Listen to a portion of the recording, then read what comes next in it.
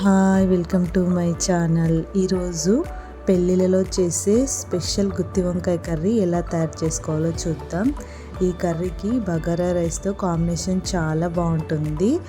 అందుకోసం స్టవ్ పైన ప్యాన్ పెట్టి 1 స్పూన్ పల్లీలు, 1 స్పూన్ ధనియాలు, 1 స్పూన్ జీలకర్ర, 4 లవంగాలు, 2 యాలకులు, సన్నగా కట్ చేసుకున్న కొబ్బరి ముక్కలు వేసి దోరగా వేయించుకోవాలి. ఇవన్నీ వేగిపోయిన తర్వాత చివర్లో 1 స్పూన్ నువ్వులు కూడా వేసి వేయించుకోవాలి. ఇవి పక్కన పెట్టి చల్లార్చుకున్న తర్వాత మిక్సీ జార్లో వేసి మెత్తని పొడిలాగా చేసుకోవాలి.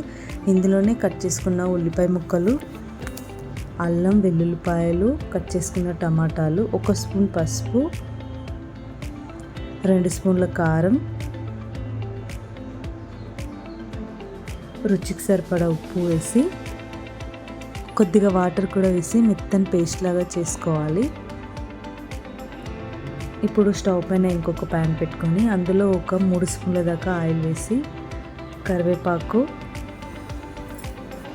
ఇప్పుడు కట్ చేసుకున్న వంకాయల్ని ఆయిల్లో వేసి మూత పెట్టి ఉడికించుకోవాలి. ఇందులో కొన్ని కట్ చేసుకున్న పచ్చిమిర్చి కూడా వేసి మూత పెట్టి వంకాయలు చాలా సాఫ్ట్గా ఉడికేంత వరకు ఉడికించుకోవాలి.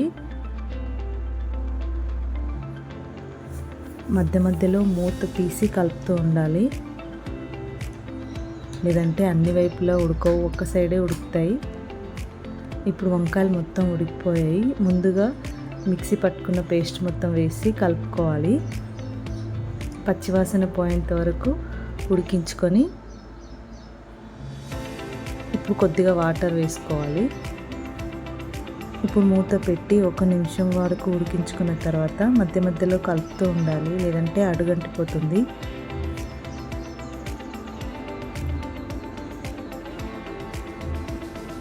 ఇలా ఆయిల్ పైకి వచ్చేంత వరకు ఉడికించుకొని చివర్లో కొత్తిమీర వేసుకుంటే ఎంతో టేస్టీ అయిన గుత్తి వంకాయ